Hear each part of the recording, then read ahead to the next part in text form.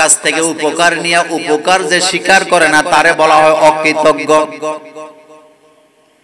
কারো নাজ নিয়ামত খায়া যদি শুকরিয়া না করে তাকে বলা হয় নাশুকর। জমিনের সমস্ত নিয়ামত ভক্ষণ করে আল্লাহ, আর আমরা মোল্লারা যখন বলি সৃষ্টি যার আইন চলবে তার, যার নিয়ামত খাচ্ছ তার আইনে মানা দরকার, হুকুম তারটাই মানার দরকার। এটা বলার পরে নিজেদেরকে অনেক গর্ব করে অহংকারী কইরা জ্ঞানী মনে করে আল্লাহর আইনকে অকার্যকর বলে, পুরাতন বলে, এমন বেয়াদব বাংলাদেশেও আছে না? না, সচল অবস্থায় কিয়ামত পর্যন্ত যে কিতাবটি মানুষের হেদায়েতের জন্য আল্লাহ নাযিল করে রেখেছেন তার নামই হলো কোরআনুল কারীম। আমাদের বাংলাদেশে দেশটা যারা চালায় তাদের একটা কমন ডায়লগ হচ্ছে আমরা দেশ সংস্কার করব। তো দেশ তো সংস্কার তারা করবেন, এতে আমাদের কোনো আপত্তিও নাই, এটাই আমরা চাই। কিন্তু আপনারা যারা বসে আছেন বলেন তো, দেশটা সংস্কার করা জরুরি না, দেশের মানুষগুলোকে সংস্কার করা জরুরি।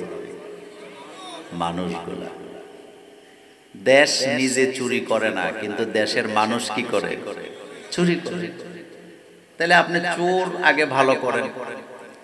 দেশ নিজে দুর্নীতি করে না, কিন্তু দেশের মানুষ কি করে? দুর্নীতি করে। সুতরাং মানুষকে যদি হেদায়েতের পথে আনতে হয় আল্লাহর কোরআনের দরকার আছে না নাই? আল্লাহ রাব্বুল আলামিন বলছেন হুদাল লিন্নাস ওয়া বায়্যিনাতিম মিনাল হুদা, এই কোরআন আমি নাযিল করেছি মানুষের হেদায়েতের জন্য।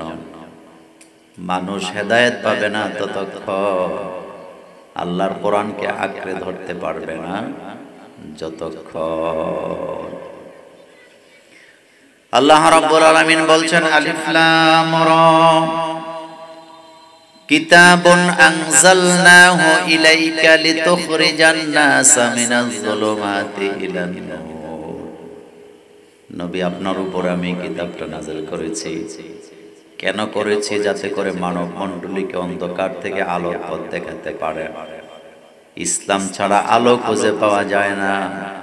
যে সংসারে ইসলাম থাকে না সেই সংসারে অশান্তির আগুন আছে না? না,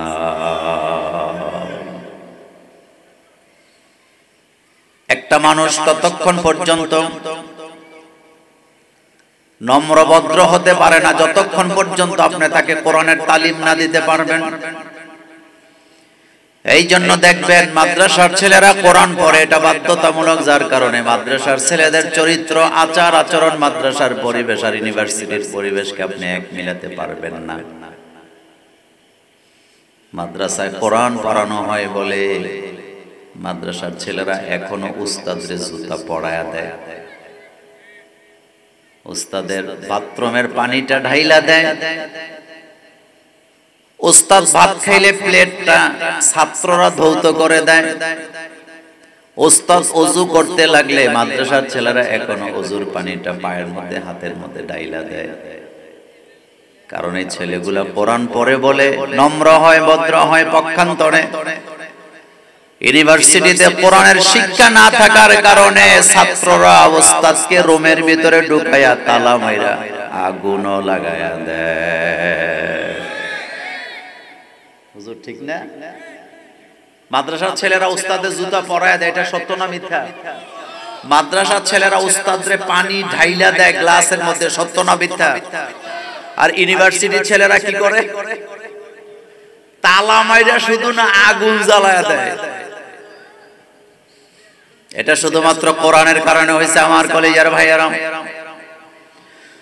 রাসূল কারীম সাল্লাল্লাহু আলাইহি ওয়াসাল্লাম বলেছেন কোরআন এমন এক কিতাব, মান ক্বালা বিহি সাদাকা, যারা কোরআন দিয়ে কথা বলে তারা সত্য কথা বলে। ওমান হাকামা বিহি আদালা, যারা কোরআন দিয়ে বিচার করে তারাই ন্যায় বিচার করে। তাইলে বোঝা গেল বাংলাদেশে ইসলাম কায়েম করা যাবে না যতক্ষণ এই দেশের মানুষগুলা ইনসাফ পাওয়ার সম্ভাবনা নাই।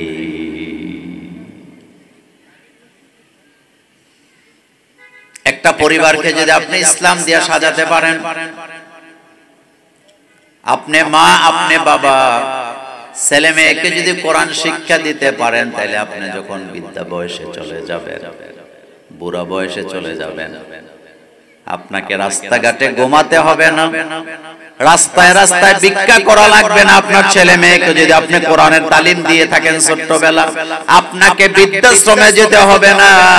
এই ছেলে মেয়েগুলা কোরআন শিক্ষা করার কারণে তারা জেনে যাবে মা বাপকে ইহসান না করলে, লালন পালন না করলে জান্নাতে যাওয়া যাবে না।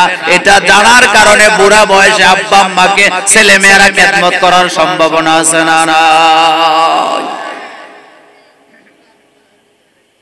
পৃথিবীর পাশ্চাত্যের দেশগুলোতে আপনারা বলেন শান্তি আছে, শান্তি আছে, শান্তি আছে, কিন্তু খোঁজ খবর নিয়ে দেখেন বুড়া বয়সে তাদের ছেলে মেয়ে তাদের লালন পালনের দায়িত্ব নেয় না, তাদের দেশে কোরআন না থাকার কারণে। কিন্তু যাদের কাছে কোরআন আছে, বুড়া বয়সে আব্বা আম্মার মর্যাদা দিয়া আব্বা আম্মারে খেদমত করে জান্নাতে যেতে চায় হাজার হাজার কোটি কোটি মুসলমানের সন্তান আছে না?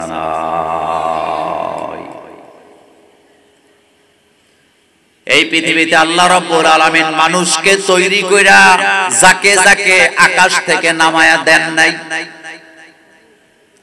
বরং আল্লাহ রাব্বুল আলামিন একটা পদ্ধতিতে দুনিয়াতে মানুষ পাঠিয়েছেন। আল্লাহ ইচ্ছা করলে আদম আলাইহিস সালাম সহ 10,000 কোটি মানুষ একসাথে বানায়া একসাথে দুনিয়াতে পাঠাবার ক্ষমতা আমার আল্লাহর আছে না? কিন্তু আল্লাহ এটা করেন নাই। আল্লাহ প্রথমে একটা পরিবার বানাইছে, স্বামী স্ত্রীর পরিবার। জোরে বলেন কিসের পরিবার? স্বামী স্ত্রীর পরিবার। যেই পরিবারের সদস্য মাত্র 2 জন, একজন বাবা আদম আলাইহিস সালাম আর একজন আমাদের মা হাওয়া আলাইহিস সালাম। তাহলে বোঝা গেল 2 জনেও পরিবার হয় নাকি হয় না? 2 জনে পরিবার হয় না? হয়। আমার কলেজার ভাইয়ারা, এই পৃথিবীতে যতগুলো সম্পর্ক আছে সবগুলো সম্পর্ক পৃথিবীতে আসার পরে হয়েছে। একটা সম্পর্ক ছাড়া, সেই সম্পর্কটা হলো স্বামী স্ত্রীর সম্পর্ক।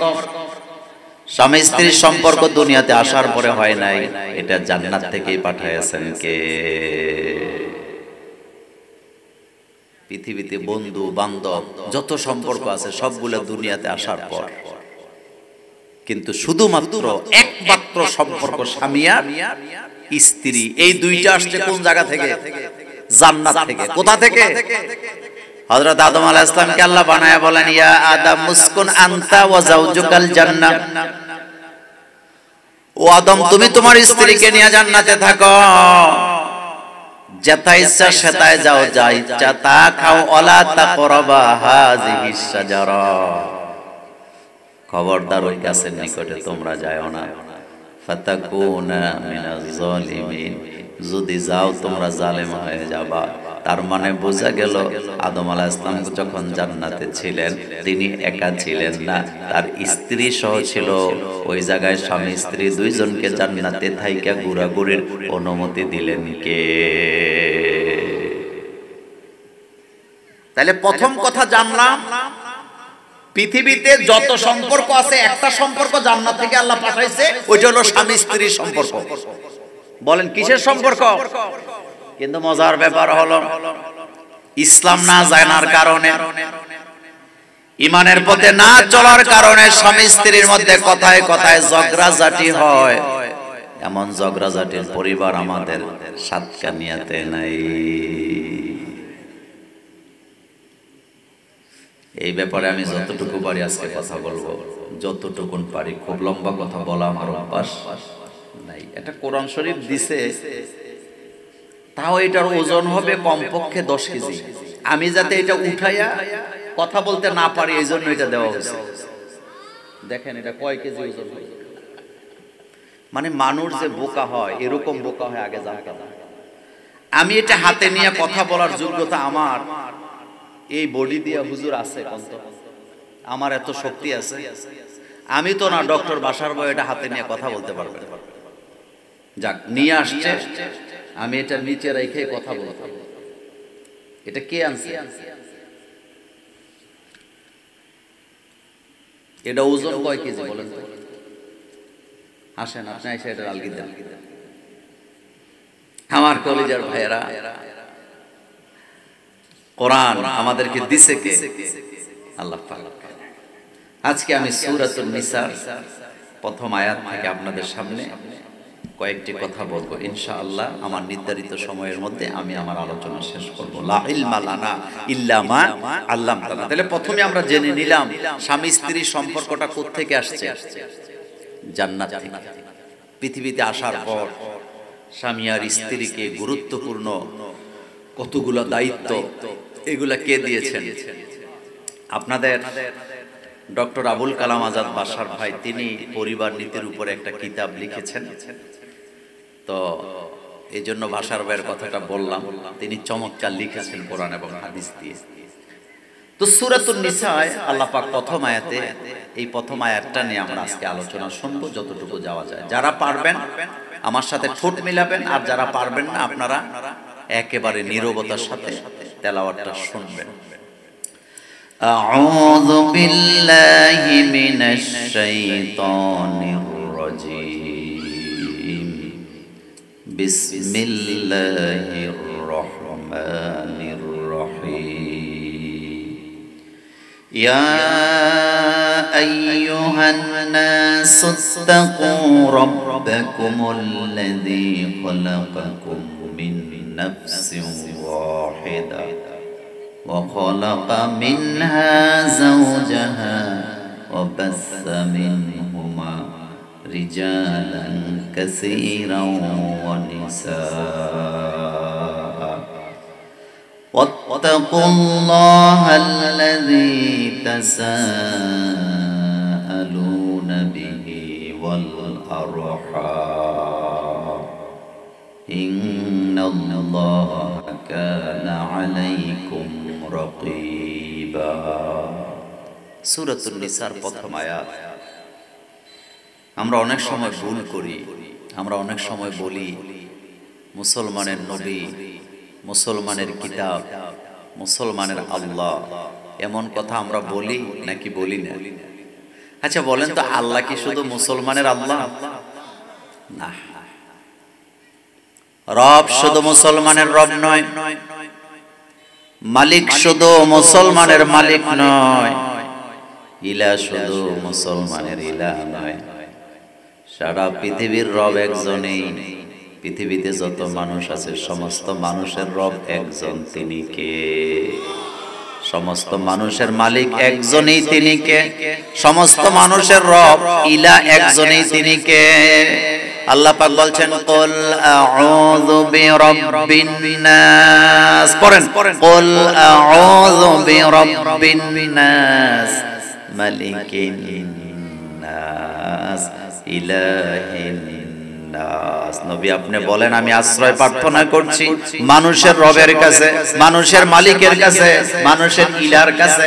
মানুষ বলে শুধু মুসলমান বোঝায় না, বাঙালি বোঝায় না, আরবি বোঝায় না, আজনবী বোঝায় না, খ্রিস্টান বোঝায় না, ধর্ম বোঝায় না। পৃথিবীর সমস্ত মানুষের কথা এক জায়গায় বলেছেন কে? সে আল্লাহ রব্বুল আলামিন এই আয়াত যে নাযিল করলেন, এই আয়াত শুধু মুসলমানদের জন্য আল্লাহ নাযিল করেন নাই, এই আয়াত সারা পৃথিবীর মানুষের জন্য নির্দিষ্ট করে আল্লাহ নাযিল করলেন। আল্লাহ বলেন ইয়া আইয়ুহান নাস, ডাক দিছে ও মানব জাতি। মানব জাতি বললে শুধু সাতকানিয়ার মানুষ এখানে হবে না, সারা পৃথিবীর মানুষ আছে না নাই? এই নাসের ভিতরে ডোনাল্ড ট্রাম্প বোধহয় নাই, কথা কয় না? আছে না? কেউ কি বাদ আছে? না। ইয়া আইয়ুহান নাস, ও মানব জাতি, তার মানে মানুষ যারা সবার জন্য আয়াত। যদি চতুর্থ পর্যন্ত হয় তাহলে তো ভিন্ন কথা। সমস্ত মানুষের জন্য আল্লাহ আয়াত নাযিল করলে বললেন ইয়া আইয়ুহান নাস, ও দুনিয়ার মানব জাতি, ইত্তাকু, ভয় করো, রব্বাকুম, তোমাদের রবকে, প্রতিপালককে। এই আয়াতের প্রথম শিক্ষাটাই হলো সমগ্র মানুষের রব কয়জন? সবার প্রতিপালক, লালন পালন আল্লাহই করে। তবে কেউ আল্লাহর লালন পালনের স্বীকৃতি দিয়ে আল্লাহর প্রশংসা করে নিয়ামত ভক্ষণ করার পরে, আবার কেউ আল্লাহর নিয়ামত খাওয়ার পরে আল্লাহর সাথে নাফরমানি করে, এমন নাফরমানি করার লোক আমাদের বাংলাদেশেও আছে না? না,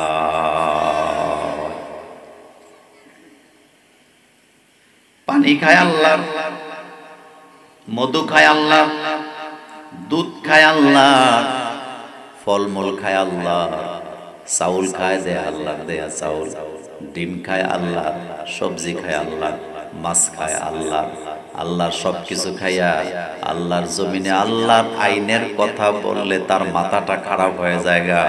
এমন নিমক হারাম মানুষ সমাজে আছে না? না,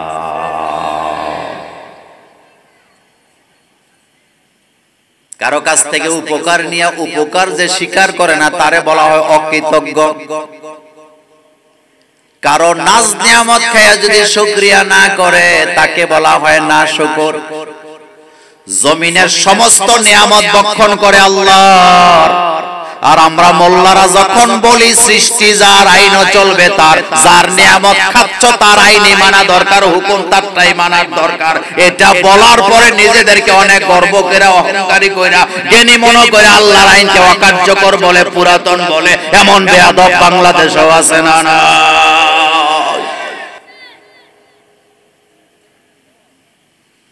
আল্লাহ পাক বলছেন ইত্তাকু, ভয় করো রব্বাকুম, তোমাদের রবকে, যিনি তোমাদেরকে লালন পালন করেন। তাহলে আমাদেরকে লালন পালন করে কে? এরপর আল্লাহ পাক বলছেন আল্লাযী খালাকাকুম মিন নাফসিন ওয়াহিদা, যে আল্লাহ রাব্বুল আলামিন তোমাদেরকে সৃষ্টি করেছেন একজন থেকে। জোরে বলেন কয়জন থেকে? সোজা কথা বলে দেই, কপি করছে আমাদেরকে। কি করছে? আদম থেকে কপি করছে ছেলে মেয়ে, একটার পর একটা, একটার পর একটা। কপি বুঝেন তো? এই যে পোস্টারটা বানাইছে, একটু খেয়াল করেন, এই পোস্টারটা যখন এটাকে কম্পোজ করা হয়েছিল, ডিজাইন করা হয়েছিল, তখন ডিজাইন করছে কয়টা? কথা কয়টা? সাতটা। এক কপি করছে। কয় কপি? একটা কপি করার পরে এটাকে প্লেটের মধ্যে সুন্দর করে লেখছে কম্পিউটার দিয়ে, অথবা অফসেট পেপারে, অথবা এটার একটা নেগেটিভ বের করছে একটা। এবার এটাকে মেশিনের মধ্যে ফিট কইরা মেশিনের মধ্যে সাদা কাগজ ঢুকাইছে। মনোযোগ আছে নি? কি কাগজ ঢুকাইছে? তো মেশিনের ভিতরে সাদা কাগজ ঢুকে, আগেই তো প্লেট ঢুকায় রাখছে হুবহু জিনিসটা, এরপরে সাদা কাগজ এদিক দিয়ে ঢুকছে, ওদিক দিয়ে বাইর হইয়া কপি হইছে।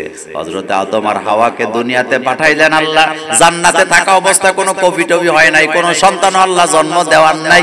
আদম আলাইহিস সালাম জান্নাতে ছিলেন যতদিন, সন্তান জন্ম দেয় না ততদিন। কিন্তু পৃথিবীতে আসার পরে জোড়ায় জোড়ায় সন্তান জন্ম দেওয়ার ক্ষমতা আদমকে দিলেন কে? তাহলে আমাদেরকে আদম আলাইহিস সালাম থেকে কি করা হয়েছে? হ্যাঁ, বাসসা মিনহুমা, আল্লাহ পাক বলছেন খালাকাকুম মিন নাফসিন ওয়াহিদা, তোমাদেরকে আল্লাহ সৃষ্টি করছে একজন থেকে। এই একজনটা হলো বাবা আদম আলাইহিস সালাম। এরপর আল্লাহ পাক বলছেন ওয়াখালাকা মিনহা যাওজাহা, আদমরে সৃষ্টি করে এমনি রাখে নাই, তার থেকে তার স্ত্রীরে বানাইছে। এরপরে ওয়াবাসসা মিনহুমা রিজালান কাসীরা ওয়া নিসা, এবার আদমকে বানায়া হাওয়াকে বানাইছে। হাওয়াকে বানাবার পরে যখন দুনিয়াতে পাঠাইলেন, সেখান থেকে সারা পৃথিবীতে বাসসা মিনহুমা রিজালান কাসীরা ওয়া নিসা, সারা পৃথিবীতে হাজার হাজার কোটি কোটি মিলিয়ন মিলিয়ন ছেলে মেয়ে ছড়ায়া দিয়েছেন কে? বাসসা মিনহুমা, এই দুইজন থেকে ছড়িয়ে দিয়েছেন রিজালান কাসীরা ওয়া নিসা, নারী এবং পুরুষ। তাহলে আমাদের মূল কয়টা বলেন তো?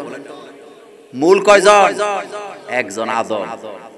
আদম থেকে হাওয়া, আর আদম হাওয়া থেকে দুনিয়া সমস্ত মানুষ।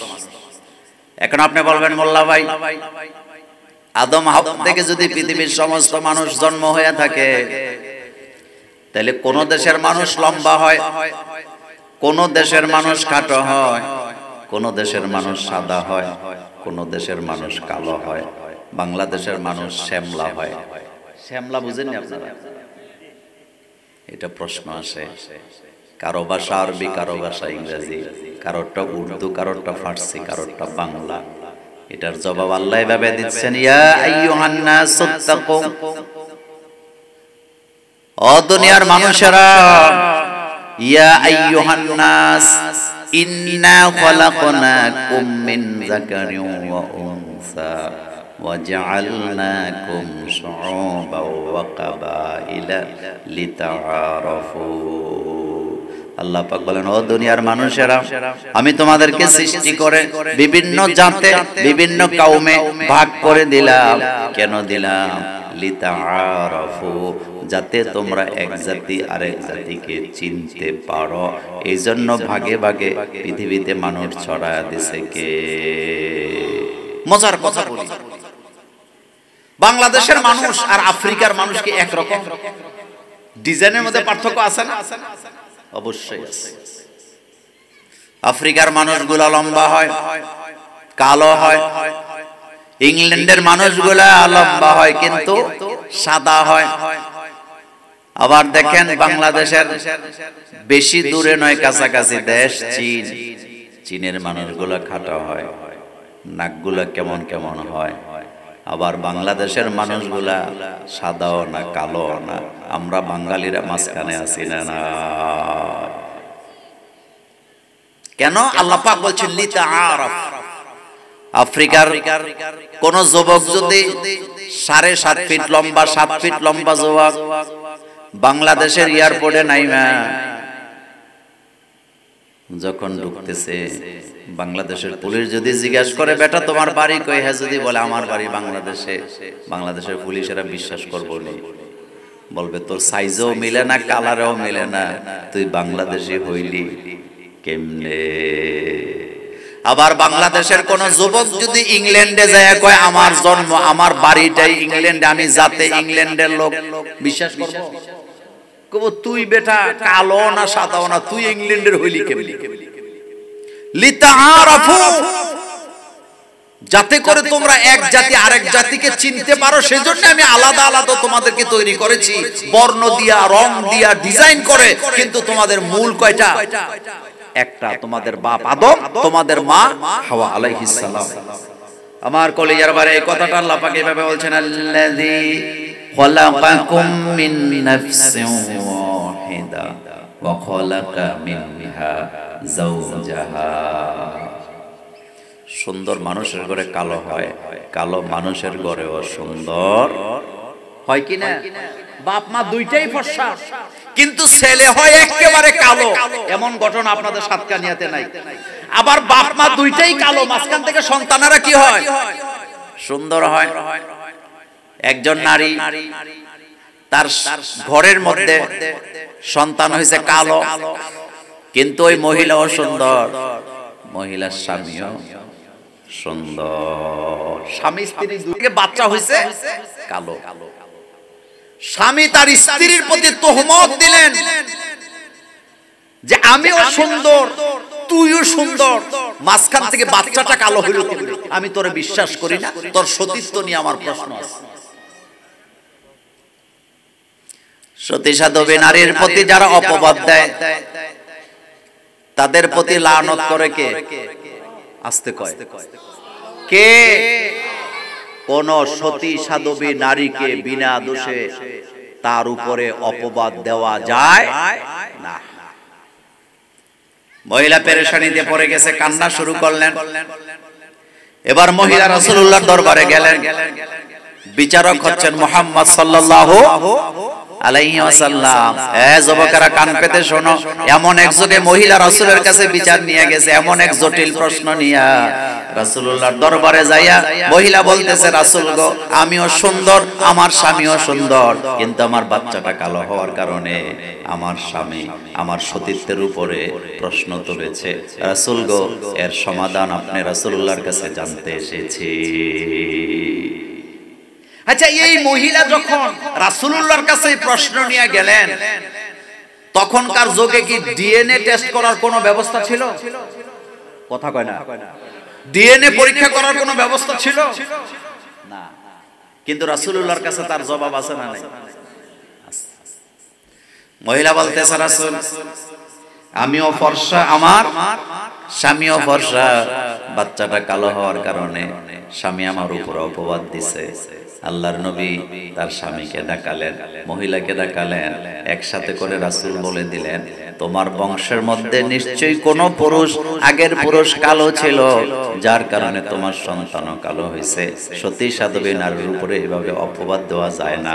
আল্লাহ রাসূল এখানে বলে দিলেন, সুন্দর মানুষের গর্ভে ফর্সা মানুষ জন্ম নেয়, আবার ফর্সা মানুষের গর্ভে সুন্দর মানুষ জন্ম নেয়। এটা কার কারিশমা?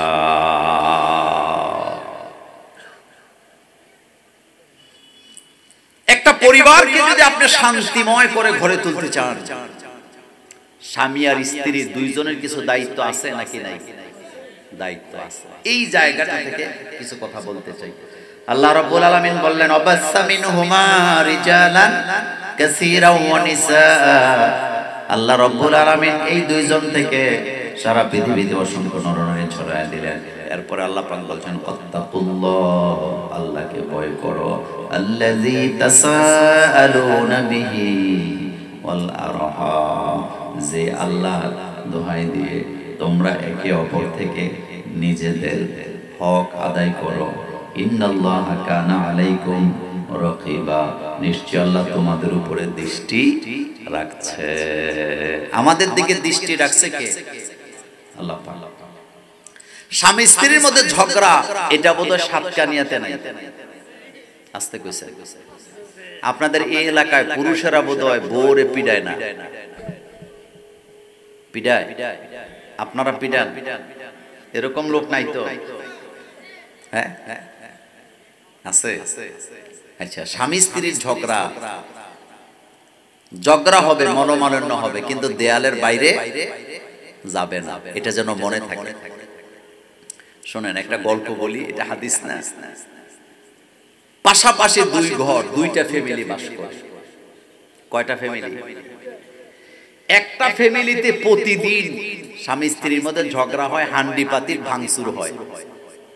কিছু কিছু পরিবার আছে, স্বামী স্ত্রী ঝগড়া লাগলে ঘরের আসবাবপত্র ভাঙচুর করে, এরকমের পরিবার বাংলাদেশে নাই। যারা ঝগড়া লাগা জিনিসের আসবাবপত্র ভাঙচুর করে, তারা কি বোকা না বুদ্ধিমান? কথা কয় না। এই যে মোবাইলটা আমার হাতে দেখতেছেন, মানে আমি যদি আমার স্ত্রীর সাথে ঝগড়া লাগে মোবাইলটা ভাঙি, তাহলে এই লসটা কি আমার স্ত্রীর হবে না আমার হবে? কথা কয় না। কার হবে? 2 দিন পরে আবার টাকা দিয়ে কিনা লাগবে নাকি লাগবে না? এই ক্যামেরাটা যদি ক্যামেরাম্যান, এই ক্যামেরা কার? আপনার না? এত সুন্দর মানুষ দেখছেন। আচ্ছা, উনি যদি বউর সাথে ঝগড়া করে ক্যামেরা ভাঙে, বউয়ের লস হবে না ওনার লস হবে? কথা কয় না। এরকমের ভাঙচুর করুন না স্বামী স্ত্রী সব জায়গায় আছে না নাই? আছে। দুইটা পরিবার একসাথে বাস করে পাশাপাশি, একটা পরিবারে 12 বছর যাবত ঝগড়া, হান্ডি পাতিল ভাঙচুর চলে প্রতিদিন, ডেইলি একবার, রুটিন মাফিক। কিন্তু আরেকটা পরিবারে কোনো শব্দ হয় না, একেবারে নীরব নিস্তব্ধ। ঝগড়া করুন না পরিবার মনে মনে ভাবলেন, পাশের ঘরে যেহেতু ঝগড়াঝাটি হয় না, একটু যাই জিজ্ঞেস করি তারা এমন কি পদ্ধতি গ্রহণ করছে স্বামী স্ত্রীর মধ্যে কখনো কোনো ঝগড়াই হয় না।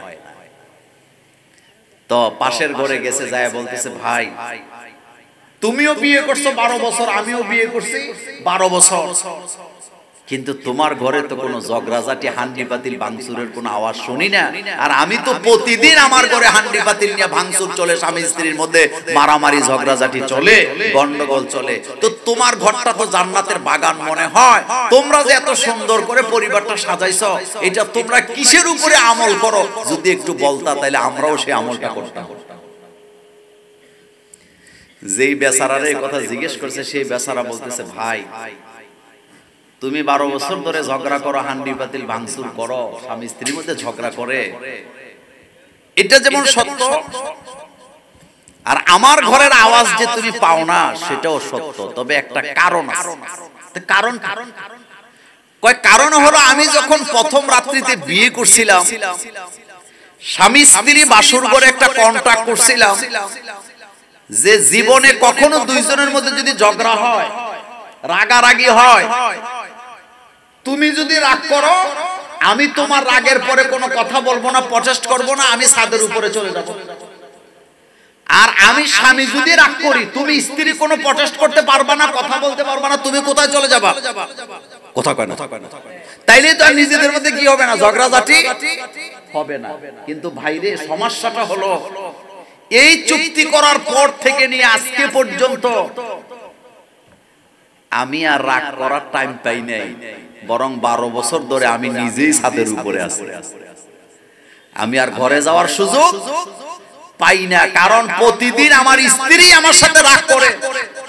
ও যখন রাগে তো আমি বাধ্য হইয়া ছাদের উপরে চলে আসি। এটা 12 বছর ধরে চলতেছে, তো ঝগড়া হইব কেমনে? তো তাদের পরিবারের মধ্যে ঝগড়া নাই? ঝগড়া আছে। পৃথিবীতে স্বামী স্ত্রীর মধ্যে ঝগড়া নাই এমন পরিবার কি পৃথিবীতে আছে? নাই। কিন্তু শুনেন, স্বামী আর স্ত্রীর পরিবারটাকে জান্নাতি পরিবার বানাবার জন্য একজনে দায়িত্ব পালন করলে হবে না, স্বামী স্ত্রী দুইজনকেই দায়িত্ব পালন করতে হবে। অধিকার সবারটা সবাই আদায় করতে হবে। আমানতদারিতা কি করতে হবে? রক্ষা করতে হবে। আল্লাহ রাব্বুল আলামিন এই আয়াতে আমাদেরকে পরিবার নীতি শিক্ষা দিচ্ছেন। কি নীতি শিক্ষা দিচ্ছেন? পরিবার। আমাদের দেশে হালাল রিলেশন আছে নাকি নাই? তার বিপরীতে হারামটা বোধহয় নাই। হারামটা কম না বেশি? বেশি। কথা বললে কথা রেকর্ড হয়, তো কথা রেকর্ড হইলে গালিও খাই। গালি খাইলেও আজকে একটা কথা বলি আপনাদেরকে, আমাদের বাংলাদেশ 90% মুসলমানের দেশে এমন কতগুলো আইন তারা তৈরি করছে যে আইনের কারণে এখানে বিয়ে হয়ে গেছে কঠিন, জিনা হয়ে গেছে সহজ। অথচ ইসলামের আইন হলো, ইসলামের আইডিয়া হলো জিনাকে এতটা কঠোর করতে হবে, সমাজে যদি কেউ জিনা করে তাকে কঠিন শাস্তি দিতে হবে। বিয়ের আগে যদি কেউ জিনা করে তাকে 100 ডোরা মারতে হবে, 1 বছরের জন্য এলাকা থেকে বের করে দিতে হবে। কিন্তু বিয়ে করার পরে যদি বিবাহিত নারী পুরুষেরা জিনায় লিপ্ত হয়, তারা সমাজের জন্য, পরিবারের জন্য ক্যান্সার। তারা পৃথিবীতে বাঁচার কোনো অধিকার নাই। তাদেরকে সঙ্গে সার করে পাথর মেরে দুনিয়া থেকে বিদায় করে দাও। এই আইনটা কার? কিন্তু বাংলাদেশে জাপান থেকে, ইউরোপ থেকে তারা আইন আমদানি করে নিয়ে আইছে। কুড়িতে বুড়ি নয়, 20-এর আগে বিয়া নয়, 18-র আগে বিয়া নয়। মনোযোগ দিয়ে শুনেন, ইসলাম কোন পুরুষ কোন নারীকে 20 বছর 22 বছর এই কথা বলে নাই। অ্যাডাল্ট হবে যখন, তখনই সে বিয়ে করার অধিকার রাখে। কিন্তু আমার দেশে একটা মেয়ে সাবালক হয় 9 বছরে, কিন্তু তারে বিয়ে দিতে হলে 18 বছর পর্যন্ত অপেক্ষা করা লাগে। আইনটা এভাবেই করা হয়েছে। 18 বছরের আগে যদি কোনো মেয়ের বিয়ে দিতে চায়, 16 বছর, 17 বছর অথবা 17 বছর 11 মাস বয়সে যদি কাউকে বিয়ে দিতে চায়, তাইলে যারা বিয়ে দিবে, মেয়ে এবং ছেলের বাপ মা জেলে যাবে, এলাকার মেম্বার জেলে যাবে, কাজী জেলে যাবে, মোল্লারাও জেলে যাবে। এই আইন বাংলাদেশে আছে না? কিন্তু 18 বছরের আগে প্রেম করলে কি হবে, ভাগ্যে গেলে কি হবে, এই ব্যাপারে বাংলাদেশে কোনো আইন। তাহলে বোঝা গেল তারা বিয়েটাকে করলো কঠিন আর জিনাটাকে কি করলো। আজকে ডক্টর মোহাম্মদ ইউনূসের একটা বক্তৃতা আমি শুনতেছিলাম গাড়িতে বসে। বক্তৃতাটা আমার পছন্দ হয়েছে, এটা আপনাদের সাথে শেয়ার করি। সেটা হলো, ডক্টর ইউনূস বলেছেন 16 বছর আর 18 বছরের মানুষের মধ্যে তেমন কোনো পার্থক্য নেই। তিনি বলেছেন 18 বছর বয়সে যদি ভোট দিতে পারে, তাহলে 16 বছর বয়সেও কি দিতে পারে? কথা কয় না? দিতে পারে কি পারে না? আচ্ছা বলেন তো, আমরা তো 18-16 পার করে আসছি অনেক আগে। 18 বছর আর 16 বছরের মধ্যে কি কোনো পার্থক্য আছে?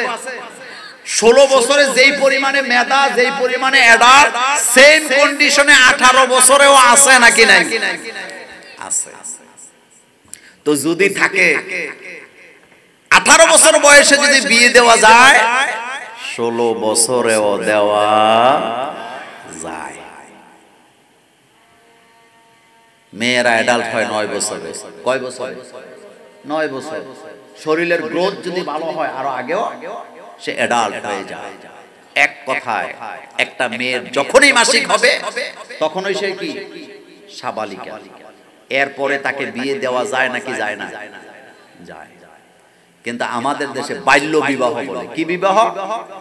জানি না এই কথা বলার পরে কি হবে, কিন্তু শুনেন কথাটা। বাল্য বিবাহ বলতে আপনি কি বুঝাইতে চান? দিনাজপুরের মেয়ে বাপের পকেটের টাকা নিয়ে উদাও, খোঁজ খবর নাই। কিসে পড়ে? ক্লাস 5 এ পড়ে। বাপ মা মনে করছে মেয়ে বোধহয় কেউ হাইজেক করে নিয়ে গেছে।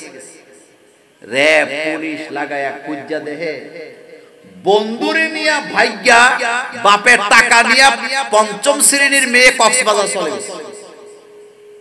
কোন ক্লাসে পড়ে? আচ্ছা, 5ম শ্রেণীতে যেই মেয়েটা পড়ে ওই মেয়ের বয়স কত হবে আপনাদের এলাকার হিসাবে? 11 কি 10? তাই না? হয় 10 নতুবা 11। কিন্তু সমস্যাটা হলো অন্য জায়গায়। মেয়েরে যখন জিজ্ঞেস করছে তুমি তো নাবালিকা, এত আগে আগে যুবককে নিয়ে বাইকে কক্সবাজার আসছো কেন? মেয়ের ডাইরেক্ট জবাব, আপনাকে কে বলেছে আমি নাবালিকা? আমার স্বামী প্রয়োজন, এই জন্য আমি আমার স্বামীকে নিয়ে ভেগে আসছি। এটা আমার স্বামী, এটা আমার প্রেমিকা নয়। 11 বছরের মেয়ে বলতেছে আমি সাবালক। আমি কি? গত কয়েকদিন আগে দেখলাম সিলেটের একটা রিসোর্টে 40 জোড়া প্রেমিক প্রেমিকা ধরা পড়ছে। দেখছেন না আপনারা পত্র পত্রিকায়? বাংলাদেশে এত আন্দোলন, এত আইন হয়, যতগুলো আইন হয় পারিবারিক নীতিতে সবগুলো আইনের ম্যাক্সিমাম জিনাকে উস্কে দেওয়া হয়। জিনা বন্ধ করে হালাল পন্থায় ছেলে মেয়েরা রিলেশন করুক, এই আইন আমাদের দেশে নাই। কথা রেকর্ড হয় কিন্তু বাস্তবতা তিক্ত কথা বলি। বাংলাদেশে 200 টাকা হইলে জিনা করা যায়। কয়শো টাকা? কিন্তু 200 টাকা হইলে না, 2 লাখ টাকা হইলেও বিয়ে করা যায় না। ছেলেদের কাঁধের উপরে মহারানাকে মোটা অঙ্কের চাপায়া দেয়, এই নীতি আমাদের চট্টগ্রামের এই এলাকায় নাই। ছেলে মহারানা দিতে পারবেন না 20,000 টাকা, ছেলের কাঁধের উপরে তা চাপায়া দেয় 20 লক্ষ টাকা। দেয় কি দেয় না? রাসূলুল্লাহর দরবারে একজন নারী এসে বললেন, বুখারীর হাদিস, নারী এসে বললেন রাসূল আমি বিয়ে করতে চাই আপনাকে। আল্লাহ রাসূল চুপ করে আছেন। তার মানে রাসূল ওই মহিলাকে বিয়ে করতে রাজি না। একজন সাহাবা বললেন, হুজুর আপনি যদি অনুমতি দেন আমি এই মহিলাকে বিয়ে করতে চাই। আল্লাহর নবী বললেন, যাও মোহরানা নিয়ে আসো। সাহাবা বাড়িতে গেলেন, লোহার একটা আংটি নিয়ে রাসূলের দরবারে হাজির হয়েছে। একটা লোহার আংটি বর্তমান বাংলাদেশের বাজারে সর্বোচ্চ 20 টাকা 30 টাকা। বুখারী থেকে বলছি, লোহার আংটি নিয়ে রাসূলের দরবারে হাজির। সাহাবা বললেন, হুজুর এই আংটিটা ছাড়া আমার কাছে আর কিছুই নাই। আল্লাহর নবী বললেন, এই লোহার আংটি তোমার মোহনার জন্য যথেষ্ট। আপনার ছেলে উপযুক্ত হইছে, আপনার মেয়ে উপযুক্ত হইছে, আপনি তাকে বিয়ে দিয়ে দেন। কারণ আপনার অবহেলার কারণে সে যদি জিনায় লিপ্ত হয় আল্লাহর আদালতে আপনাকে আসামি হওয়া লাগবে। আমার জীবনের বাস্তব একটা অভিজ্ঞতার কথা বলি। গত 3-4 দিন আগের কথা, মাত্র 3-4 দিন আগের কথা। এক জায়গায় মাহফিলে গেলাম, মাগরিবের পরে আমার আলোচনা, আসরের পরে চলে গেছে। একটা যুবক, ফুটফুটে সুন্দর একটা যুবক আমার কাছে এসে বলতেছে, হুজুর আপনার সাথে আমার একটা পার্সোনাল কথা আছে। আমি হাসি দিয়ে বললাম, তুমি আমার সাথে পার্সোনাল কথা কি বলবা? প্রেম টেম করছো নাকি? আমি কিন্তু দুষ্টামি করে বলছি। ছেলে বলতেছে, হুজুর হ্যাঁ এমন কিছু একটা আপনার সাথে বলতে চাই। আমি বললাম আসতে দাও। যুবক আসছে আমার কানের কাছে, এসে বলতেছে, হুজুর আমি একটা রিলেশনে আছি। এতে কিসে আছে? যুবকরা কথা কয় না। কিসে আছে?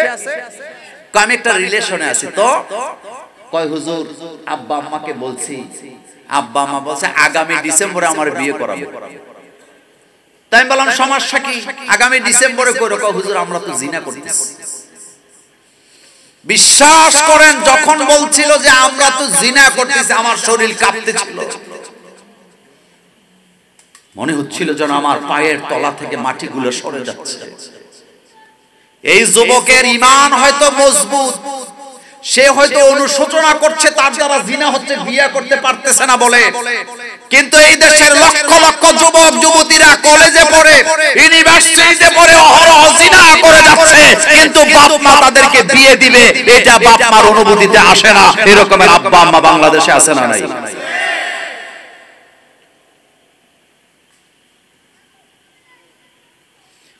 ও কলেজার যুবক যুবতীরা, আল্লাহ রাব্বুল আলামিন জিনা কইরো না এই কথা কোরআনে আল্লাহ বলে না। আল্লাহ কোরআনে জিনার কথা যতবার বলেছেন ততবার বলেছে লা তাকরাবুজ জিনা, জিনার কাছেও যাওয়া যাবে না। অনেক আলেম এখানে উস্তাদুল আসাতে যারা এখানে আছেন, কোরআনে আল্লাহ পাক বলতে পারতেন তোমরা জিনা কইরো না, আল্লাহ বললেন লা তাকরাবুজ জিনা, জিনার কাছাকাছিও যাও। কারণ এটা বড় ভয়ানক, এটা বড় ভয়ানক। আমার কলিজার ভাইয়েরা, আমাদের বাংলাদেশে ম্যাক্সিমাম আইনগুলা বলছিলাম জিনাকে উস্কে দেয়। শুনেন, মনে রাখবেন গুরুত্বপূর্ণ পয়েন্ট। কাবিন নামা একটা পয়েন্ট ছিল, একটা কলাম ছিল, মেয়ে, কুমারী, বিধবা, তালাক প্রাপ্তা কোনটা, এরকম একটা কলাম কিসের মধ্যে ছিল? কাবিন নামা বুঝেন তো? আপনাদের এলাকায় কাবিন করে না, রেজিস্ট্রি করে না? কাবিন নামায় একটা কলাম ছিল, মেয়ে কি কুমারী, বিধবা অথবা তালাক প্রাপ্তা কোনটা। মেয়ে যদি আর কখনো বিয়ে না হয়ে থাকে তাহলে কুমারী লেখা হতো। মেয়ে যদি স্বামী হারা হইতো তাইলে লেখা হইতো মেয়ে বিধবা। যদি তালাক প্রাপ্ত হতো লেখা হইতো তালাক প্রাপ্তা। কিন্তু বাংলাদেশে এখন আইন করছে সুশীলেরা, ওই জায়গায় কুমারী লেখা যাবে না। কেন? কই কুমারী লেখলে মেয়ের জন্য লাঞ্ছনা বঞ্চনা হয়। কারণ কলেজ ইউনিভার্সিটিতে পড়া অবস্থায় মেয়ে যদি লিভ টুগেদার করে থাকে, কারোর সাথে বিছানা যদি শেয়ার করে থাকে, তাহলে কুমারী লেখাটা তো মিথ্যা কথা হয়। এজন্য কুমারীত্ব ধরে রাখা না রাখা এটা মেয়ের নিজের ইচ্ছা, এইজন্য কুমারী লেখা যাবে না। এইটা বলে তারা কুমারী শব্দটাও বাদ দিয়ে দিয়েছে। আমি আপনাদের কাছে জানতে চাই, যেই সমস্ত সুশীল সমাজের কথা মতো কাবিননামা থেকে কুমারী শব্দটা বাদ দেওয়ার চেষ্টা হয়েছে, এখানে ইনডাইরেক্টলি জিনাকে উস্কে দেওয়া, জিনাকে প্রমোট করা হয়েছে কি হয় না?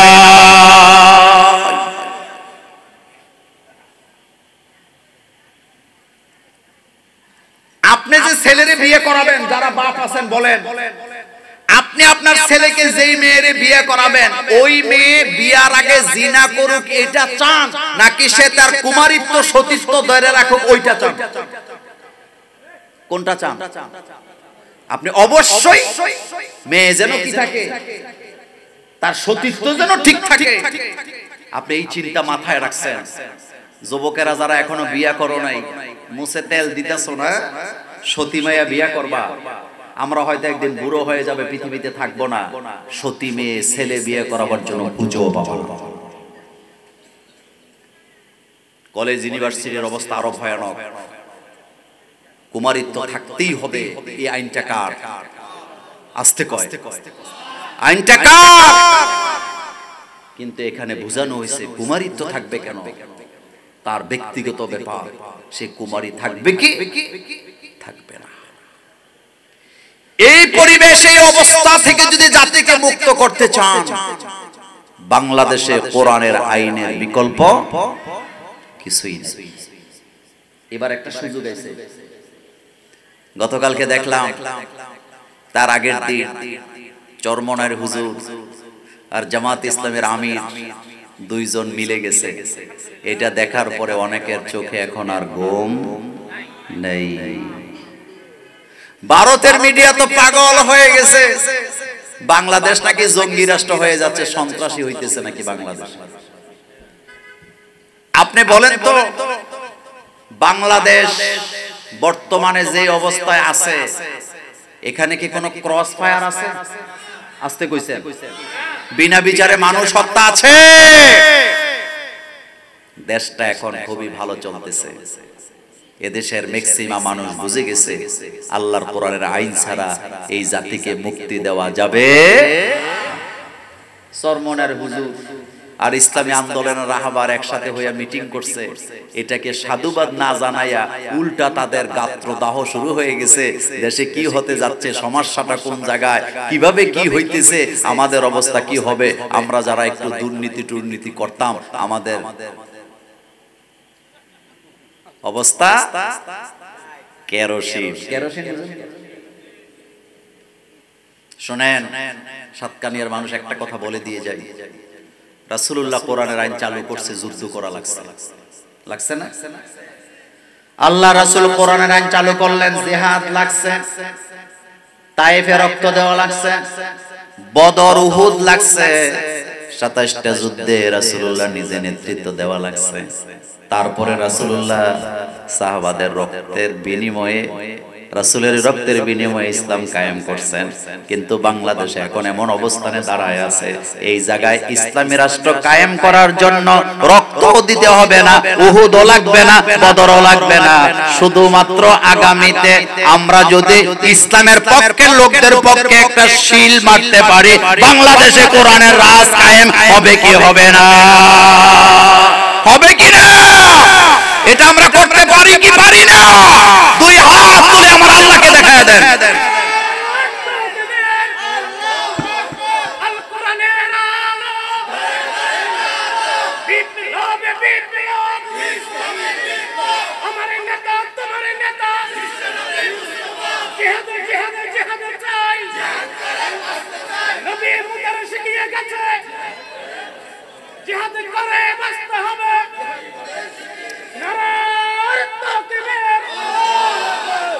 আমার কলেজার ভাইরা, এত সুন্দর সুযোগ আমাদেরকে দিবেন কে?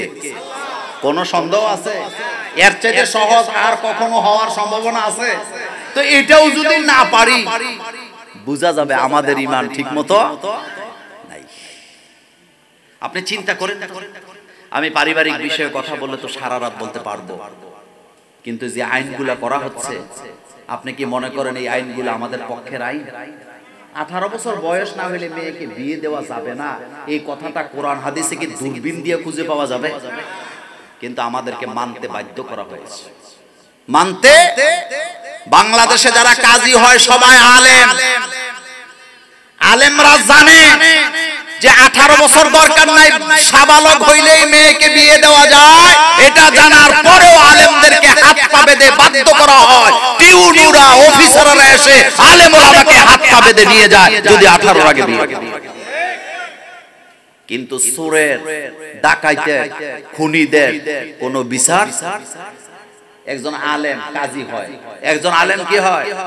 কাজী হয়। একজন মসজিদের ইমাম বিয়ে পড়াতে যায়, যদি 18 নিচে বিয়ে হয়, পুলিশ টুলিশ নিয়ে আইসা আলেমরেও অ্যারেস্ট করে, কাজীরাও কি করে।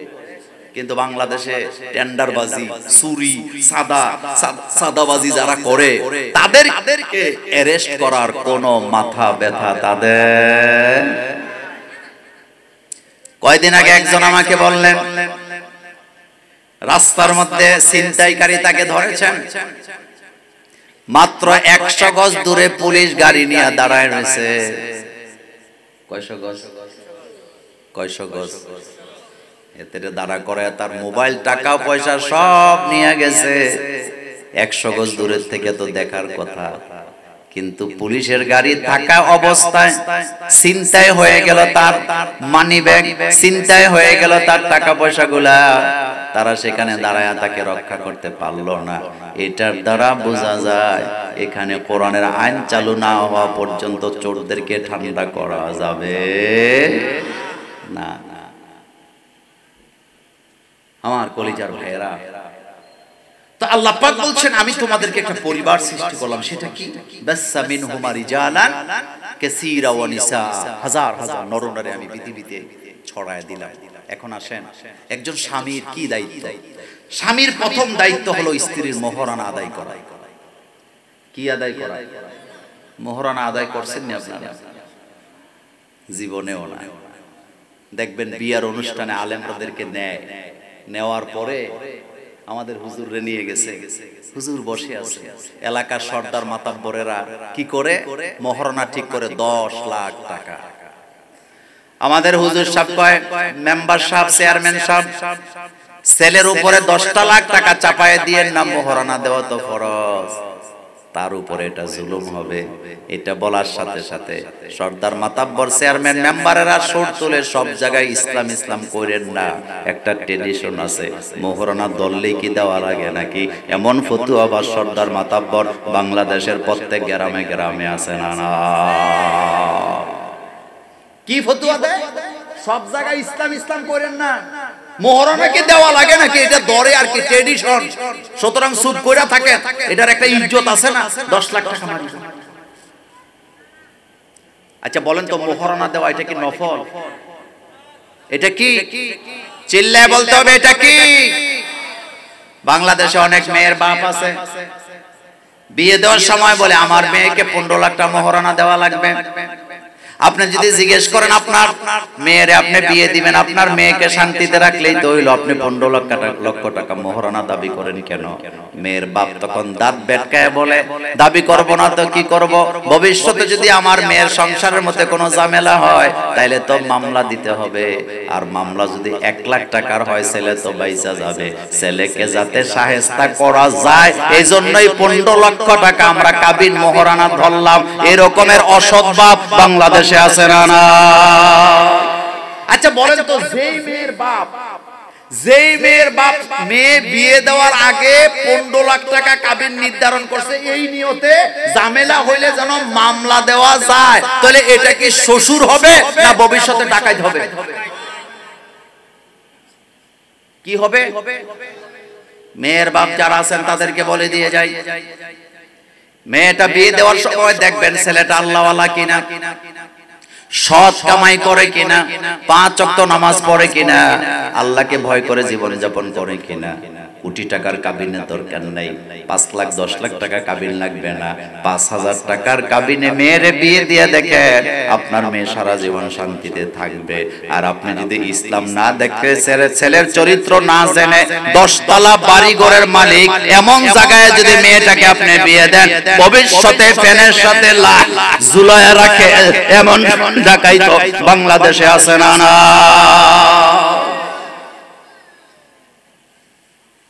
বিয়ের মধ্যে একটা শর্ত হলো কুফু। কি কুফুর বাংলা কি? সমতা। সমতা বলেন তো কি? আচ্ছা আপনাদের এই সাতকানিয়াতে মাসা করে না ঘরের মধ্যে মাল সামানা রাখার জন্য? মেয়ে যে বিয়ে দিচ্ছেন আপনার সমতাটা দেখবেন, আপনার সাথে তার বংশ পরিচয়, তার সাথে আপনার সম্পদের পরিচয়, আপনার সামাজিক স্ট্যাটাসটা মিলে কিনা অবশ্যই আপনাকে দেখতে হবে। আপনি গরিব মানুষ, আপনার মেয়েটা অনেক সুন্দরী, এই জন্য কোটিপতির লোকের আপনার মেয়েরে বিয়ে করাইতে আসলে আপনি খুশির ঠেলায় তার কাছে বিয়ে দিতে যাইয়েন না, কুফুটা মিলায়া নিয়েন। কুফু যদি না মিলায়া কোটিপতির ছেলের কাছে বিয়ে দেন, আপনি ভবিষ্যতে তাদের বাড়িতে বেড়াতে গেলে ড্রয়িং রুমে বসে থাকবেন, তারা আপনাকে দাম দিবে না, আর কথায় কথায় আপনার মেয়েটাকে ফকিন্নির মেয়ে বলে গালি দেওয়ার সম্ভাবনা আছে না? না। রাসূল কারীম সাল্লাল্লাহু আলাইহি ওয়াসাল্লাম যতগুলো বিয়ে করেছেন সবগুলো রাসূল কুফু মিলায়া করেছেন। রাসূলের প্রথম বিয়ে ছিল হযরত খাদিজাতুল কুবরা রাদিয়াল্লাহু তাআলা আনহার সাথে। আপনি হাদিসগুলো পড়ে দেখেন, খাদিজার সাথে রাসূলের কুফু মিলে যায়। কুফুর মানে হলো সমতা। সুতরাং ছেলে যদি ডবল এমএ পাস হয়, মেয়ে যদি 1-2 পড়ুন হয়, ছেলের বাপ যদি কোটিপতি হয়, চট্টগ্রামে বাড়ি থাকে, সাতকানিয়া দোকান থাকে, আর আপনি যদি রিকশা চালায় খান, আপনার মেয়ে সুন্দরী হইল, তার সাথে আত্মীয়তা করলে ভবিষ্যতে ঝগড়াঝাটির সম্ভাবনা আছে না? না। আপনাকে তারা 1.5 পয়সার দামও দিবে না। তাহলে প্রথম কথা বলতেছিলাম, স্বামীর দায়িত্ব হলো মোহরানা দেওয়া। কি দেওয়া? মোহর। মোহর আপনাকে অবশ্যই দিতে হবে। নাম্বার 2, স্ত্রীর ভরণ পোষণের দায়িত্ব কার? স্বামীর। কাবিন নামার মধ্যে লেখা থাকে মাসিক খরপোশ ভদ্রচিত ভাবে যোগ উপযোগী আদায় করিবে। মনোযোগ আছে আপনাদের? এই দায়িত্বটা কার? স্বামীর। কিন্তু কেউ কেউ আছে বিয়ে করার পর স্ত্রীর ঠিক মতো খোঁজ খবরও নেয় না। ইসলাম কিন্তু কোন স্বামীকে এই কথা বলে নাই যে তুমি তোমার স্ত্রীকে একেবারে বাংলো বাড়িতে রাখতে হবে, আকাশচুম্বী জায়গায় রাখতে হবে, এমন কথা বলা হয় নাই। রাসূলুল্লাহর ঘরের দিকে তাকায় দেখে আল্লাহ রাসূলের ঘরে এসি নাই, ফ্রিজ নাই, রঙিন টেলিভিশন নাই, বক্স খাট নাই, জাজিম নাই, রাসূলের ঘরে খেজুর পাতার পাটি। কিন্তু আপনাদের কাছে জানতে চাই রাসূলুল্লাহর ঘরে ভালোবাসা আছে না? না। আয়েশা বলেন রাসূল যখন ঘরে আসতেন হাসি মুখে ঘরে ঢুকতেন, সালাম দিতেন, পর্দার আড়ালে দাঁড়ায় থাকতাম রাসূলকে সালাম দেওয়ার জন্য। রাসূল আমাদেরকে আগে সালাম দিয়ে ঘরের ভিতরে ঢুকতেন। রাসূল তার স্ত্রীদেরকে কখনো কর্কশ ভাষায় ধমকি দিয়ে কথা বলতেন না, যে কোনো কথা রাসূল নম্রভাবে বলতেন। সুনানে আবু দাউদের হাদিসে আসছে আল্লাহর নবী বললেন, শোনো, আমি যদি আমার আল্লাহকে বলি আয় আল্লাহ উহুদ পাহাড়টাকে স্বর্ণ বানায়া দাও, আমার আল্লাহ আমাকে উহুদ পাহাড়টা স্বর্ণ বানায়া দিবে। আমি ভাগযোগ করে আমার স্ত্রীদেরকে দিয়ে দিব, তোমরা আরামায়েশে জিন্দেগি করতে পারবা। কিন্তু আমি রাসূলুল্লাহ এটাকে পছন্দ করি না। আল্লাহ আমাকে যেই জিন্দেগি দিয়েছেন এতে আমি খুশি। সুতরাং তোমাদের কাছে যদি এই জিন্দেগি ভালো না লাগে, আমি তোমাদেরকে ইখতিয়ার দিলাম, তোমরা ইচ্ছা করলে থাকতেও পারো, ইচ্ছা করলে চলেও যেতে পারো। স্ত্রীরা বলেন, ইয়া রাসূলুল্লাহ সাল্লাল্লাহু আলাইহি ওয়াসাল্লাম, এমন কথা আমরা শুনতে চাই না, কারণ আমাদের চুলায় তো প্রতিদিন আগুন জ্বলে না, ক্ষুধার্ত অবস্থায় ঘরে থাকি। আপনি রাসূল যখন আমাদের ঘরে এসে হাসি মুখে কথা বলেন, আমরা ক্ষুধার যন্ত্রণা ভুলে যাই। আমরা মৃত্যুর আগ পর্যন্ত ছেলেকে, মেয়েকে, বিবিকে বাড়ি, ফ্ল্যাট, গাড়ি টাড়ি জমায়া জমায়া দিয়া যাওয়ার চিন্তা মাথায় সব সময় আছে নাকি নাই? রাসূলুল্লাহ যেদিন দুনিয়া ছাড়লেন, মা আয়েশা বলেন আল্লাহ রাসূল আমাদেরকে মাত্র সোয়াশের আটা দিয়ে গেছে। সুবহানাল্লাহ কইতে ইচ্ছা হইল না? কয় শের? শের বুঝেননি? এখনকার পোলাপানে শের বুঝে না। মা আয়েশা বলেন রাসূলুল্লাহ আমাদেরকে সোয়াশের আটা দিয়ে গেছে। আল্লাহর নবীর ঘরে একাধারে 2 দিন কোনদিন আগুন জ্বলে নাই। আজকে আগুন জ্বললে আগামী দিন জ্বলে নাই, আগামী দিন জ্বললে পরশু দিন জ্বলে নাই। আর আমার দেশের মহিলারা এমনও আছে, 3 বেলা খাবার যদি আপনি 1 বেলা খাওয়ায়া 2 বেলা না খাওয়াতে পারেন, আপনার জন্য খোটা আছে না? না। রাসূলুল্লাহ সাল্লাল্লাহু আলাইহি ওয়াসাল্লাম মেরাজ থেকে এসে বললেন, আয়েশা, নারীদেরকে আমি বেশি জাহান্নামে দেখলাম। আয়েশা বলেন, হুজুর নারীদেরকে বেশি বেশি জাহান্নামে দেখলেন, কারণ কি? নারীরা কি অপরাধ করে? আল্লাহর নবী বললেন, আয়েশা, তোমরা নারীরা অধিকাংশ ক্ষেত্রে স্বামীর অকৃতজ্ঞ হও। তোমার স্বামী কত কষ্ট করে তোমাদের জন্য খাবার জোগাড় করে, কিন্তু এরপরও নারীরা স্বামীদেরকে খোটা দেয়। এমন নারী বাংলাদেশে আছে না? না। আমি এক জায়গায় একটা বিচার করতে গেছিলাম, পারিবারিক বিচার। তো ওই পরিবারে তারা তালাক করবে, খোলা তালাক করার জন্য বসছে। তা আমি বললাম যে দেখেন, তালাক তো আল্লাহ পছন্দ করে না, তালাকটা কি না দিলে হয় না? এটা বাদ দেন, চেষ্টা করেন মিলে যান। মহিলা বলতেছে, হুজুর মিলামিলি নাই। কি নাই? আচ্ছা বলেন তো, বাংলাদেশে এখন ছেলেরা বেশি তালাক দেয় না মেয়েরা দেয়? আগে তালাক দিত কারা, এখন কারা দেয়? শরীয়তে মেয়েরা কি তালাক দিতে পারে না তালাক চাইতে পারে? হুজুর তালাক কি দিবে না চাইবে? আর আমাদের দেশে মেয়েরা দেয়, ছেলেরা চালাক আছে দেয় না। হেতে পাসপোর্ট কইরা গোপনে বিদেশ চলে যায়, কারণ হেতে জানে তালাক দিলে তার জেলে যাওয়া লাগবে। শুনেন, বাংলাদেশে বর্তমানে তালাক দেওয়ার পর অসংখ্য নারীরা ইদ্যত পালনটাকেও জরুরি মনে করে না, ইদ্যত ছাড়াই আরেক জায়গায় বিয়ে বসে। হাজার হাজার নারী বাংলাদেশে আছে না নাই? ইদ্যত পালন ছাড়া বিয়ে কি হবে? কথা আস্তে কয়, বিয়ে হবে? বাংলাদেশে তো তালাক দিলেও তো হয় না।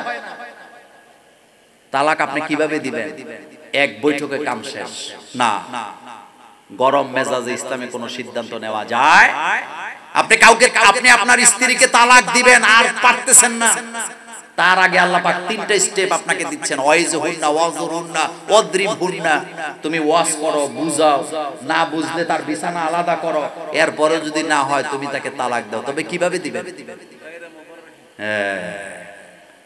আপনার স্ত্রী মাসিক হয়েছে, মাসিক থেকে পবিত্র হওয়ার পরে তালাক দিবেন কয়টা? একটা। কথা কয় না বাংলা? কয়টা দিবেন? একটা দিবেন।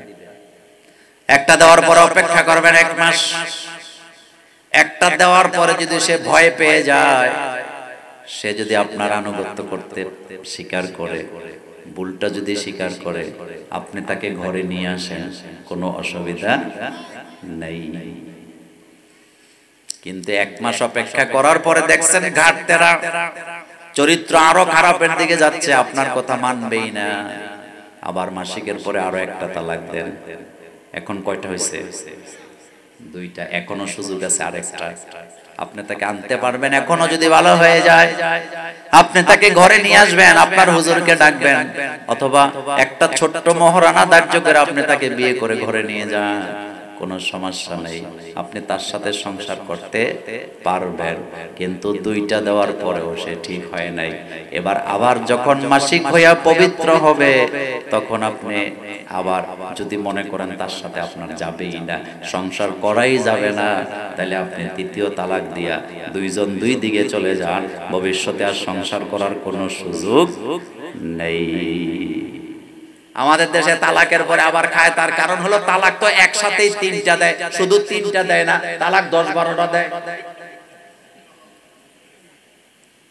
আমার কাছে এক লোকেরা মাসালা জানতে আসছিল,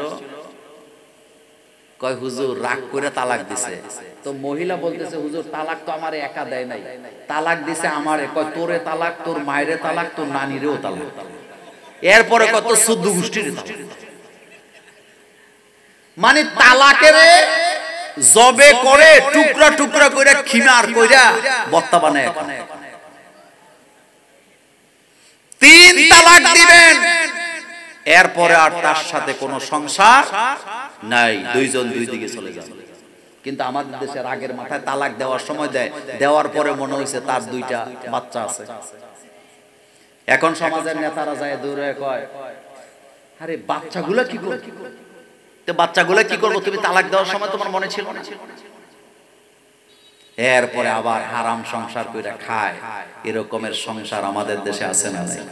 ভাইরে তুমি বলবা বাচ্চা আছে, আল্লাহর ভয় যদি না থাকে আমরা মোল্লারা কিছু করতে পারবো?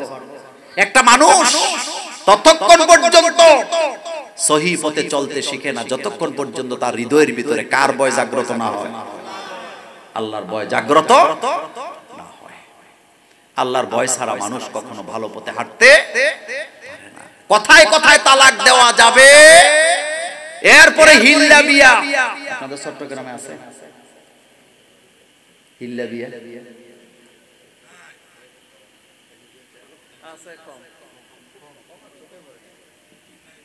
আগে আসিল না হিল্লা। সকালে তালাক দেয়, বিকালে কি করে আরেক জায়গায় বিয়া দিয়ে রাতটা রাইখা, তাও বিয়া দেয় কোনো ভালো মানুষের কাছে দেয় না, যেটা জায়েজ করার জন্য পাগল দূরে একটা বিয়া দেয়। এরকম আছে না? ইহুদিরা সকালে তালাক দিত, বিকালে আবার হিল্লা দিয়া স্ত্রীকে জায়েজ করত। আপনি বলবেন হিল্লা, হিল্লা শব্দের অর্থ বুঝে নাই। ইসলামে আপনার স্ত্রীকে 3 তালাক দেওয়ার পরে বিচ্ছিন্ন হওয়ার পরে আপনি আর তাকে ফেরত আনতে পারবেন না। একটা অপশন খোলা আছে, সেটা কি? সেটা হলো তালাক দেওয়ার পর আপনার স্ত্রী চলে গেছে ওর রাস্তায়, আপনি গেছেন আপনার রাস্তায়, তার সাথে আপনার কোনো যোগাযোগ নেই। ওই মহিলা যে আরেক জায়গায় বিয়ে করছে, আপনি আরেক জায়গায় বিয়ে করছেন, আনফরচুনেট ওই মহিলা আবার তালাক খাইছে বা বিধবা হইছে, আপনি আবার বউ হারাইছেন বা আবার আপনি বিয়ে করবেন। এবার যদি আবার পুনরায় বিয়ে করেন তাতে কোনো আপত্তি নাই, কিন্তু সকালে তালাক দিয়া বিকালে আবার হিল্লা দিয়া একসাথে সংসার করা এটা ইসলামে জায়েজ নেই। বাসার ভাই কি আসবে? কই আসতেছে আমার কলিজার ভাইয়েরা? তো যাই হোক, সংসারের ব্যাপারে কথা বলছিলাম, কথায় কথায় তালাক শব্দটা উচ্চারণ করা যাবে না। এটা আপনার দায়িত্ব, আপনার স্ত্রীকে আপনি ভরণ পোষণ দিবেন, কিন্তু ভরণ পোষণ দিতে যায় বিরক্তি ভাব প্রকাশ করা যাবে